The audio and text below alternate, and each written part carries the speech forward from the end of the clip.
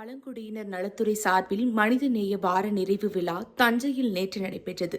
விழாவிற்கு கலெக்டர் பிரியங்கா பங்கஜம் தலைமை தாங்கினார். துரை சந்திரசேகரன் எம்எல்ஏ, மேயர் சன் ராமநாதன், துணை மேயர் டாக்டர் அஞ்சுகம் பூபதி ஆகியோர் முன்னிலை வகித்தனர்.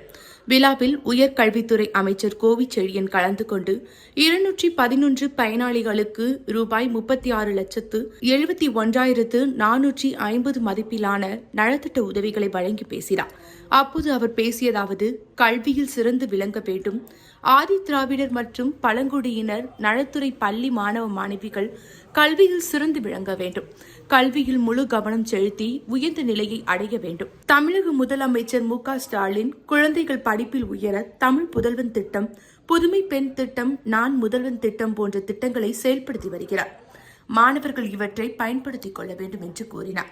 விழாவில் மாவட்ட வருவாய் அதிகாரி தியாகராஜன், தஞ்சை வருவாய் கோட்டாட்சியர் இலக்கியா, முதன்மை கல்வி அதிகாரி அண்ணாதுரை, மாவட்ட ஆதி திராவிடர் மற்றும் பழங்குடியினர் நல அலுவலர் ரவிச்சந்திரன் உள்பட பலர் கலந்து கொண்டனர்.